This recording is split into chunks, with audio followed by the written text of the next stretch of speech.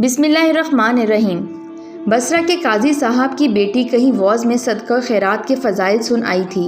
ایک فقیر نے دروازے پر سوال کیا تو لڑکی نے کہا نقد تو اس وقت موجود نہیں، اماں جان نے میرے سر کی چوٹی میں 2 موتی پروئے تھے، وہی دے دیتی ہوں۔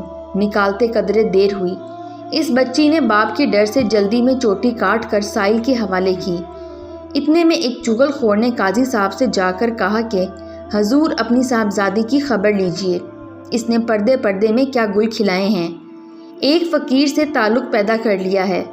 قاضی صاحب کو بہت غصہ آیا اور لڑکی کو بلا کر ماجرا پوچھا۔ لڑکی نے کہا توبہ توبہ خدا کی پناہ، ابا جان آپ کا کدھر خیال ہے؟ باپ نے کہا کہ اچھا اگر بڑی سچی ہے تو ہمیں اپنی چوٹی دکھا۔ لڑکی نے کہا 2 رکعت نماز پڑھنے دو۔ قاضی صاحب نے کہا اچھا پڑھ لو۔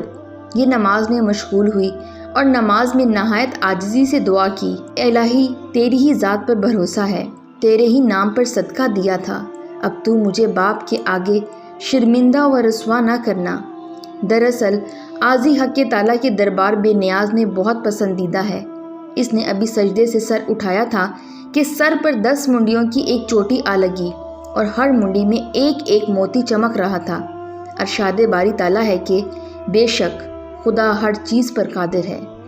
پھر اس لڑکی نے نہایت وقار کے ساتھ اپنے باپ کے سامنے آخر اپنی چوٹی دکھائی۔ باپ دیکھ کر تعجب کرنے لگا اور حقیقت حال سن کر کہا کہ سچ ہے، ایک نیکی کرنے والے کو 10 گنا بدلہ ملتا ہے۔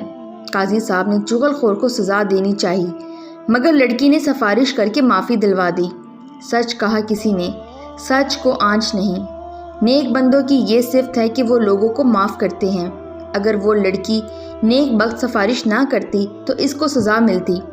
چغل خوری برا شیوا ہے کیونکہ یہ فعل فاسق کا ہے اور فاسق خدا کا نافرمان ہے۔ حضور اقدس صلی اللہ علیہ وآلہ وسلم نے فرمایا چغل خور بہشت میں نہ جائے گا۔ آپ صلی اللہ علیہ وآلہ وسلم نے فرمایا تمام آدمیوں میں برے آدمی وہ ہیں جو چغل خوریاں کرتے ہیں اور دوستوں میں جدائی ڈالتے ہیں۔ دراصل اسلام کی تعلیم یہ ہے کہ اگر کچھ موجود ہو تو سائل کو دے دیا جائے، ورنہ اسے احسن طریقے سے جواب دے دیا جائے۔